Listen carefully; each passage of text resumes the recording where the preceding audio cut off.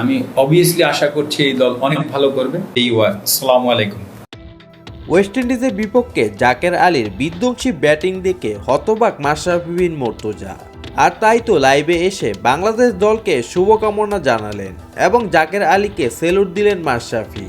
প্রিয় দর্শক, জাকের আলী ব্যাটিং তাণ্ডবে ওয়েস্ট ইন্ডিজের বিপক্ষে 189 রানের চ্যালেঞ্জিং স্কোর করেছিল বাংলাদেশ ক্রিকেট দল। এদিন ব্যাটিংয়ে নেমে শুরুতে 19 বলে 18 রান করা জাকের শেষের দিকে ব্যাটিং তাণ্ডব চালিয়ে 22 বলে 5টি ছক্কা এবং 3টি বাউন্ডারিতে করেন 54 রান। তবে ইনিংসের শেষের দিকে জাকের আলী ব্যাটিং তাণ্ডব আর ইনিংসের শুরুতে পারভেজ হোসেন ইমনের জড়ো ব্যাটিংয়ে 7 উইকেটে 189 রানের চ্যালেঞ্জিং স্কোর করতে সক্ষম হয় বাংলাদেশ। এদিন ওয়েস্ট ইন্ডিজের বিপক্ষে তৃতীয় এবং শেষ টি-20তে 80 রানে জয় পেয়েছে বাংলাদেশ। এই ম্যাচে ব্যাট হাতে আগুন জ্বালিয়েছেন জাকের আলী। 41 বলে 72 রানের ইনিংস খেলেছেন তিনি।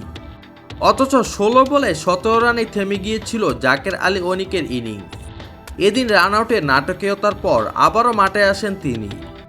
প্রথম 2 ম্যাচ জিতে আগেই টি-20 সিরিজ জিতে নেওয়া বাংলাদেশের সামনে ছিল হোয়াইট ওয়াশের মিশন। এদিন আগে ব্যাট করতে নেমে ভালো শুরুর পর হোঁচটকায় বাংলাদেশ।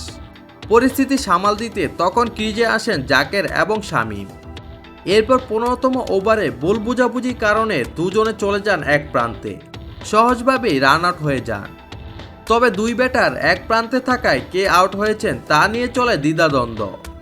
এর এক পর্যায়ে আম্পায়ার জাকের আলীকে শুরুতে আউট দিলে তিনি হতাশায় নিজের উপর রাগ ঝাড়তে থাকেন এবং ড্রেসিং রুমে ফিরে ছুঁড়ে মারেন ব্যাট। কিন্তু খানিক পর আচমকা দেখতে পান আউট হয়েছিল শামীম। আম্পায়াররা জানালেন আসলে জাকের নন, আউট হয়েছেন শামীম হোসেন পাটোয়ারি। তবে নাটকীয়ভাবে আবারও ক্রিজে গিয়ে 25 বলে 55 রান তুলেন জাকের আলী। তার 41 বলে 72 রানের ইনিংসে বর করে বাংলাদেশ বড় পুঁজি সংগ্রহ করে।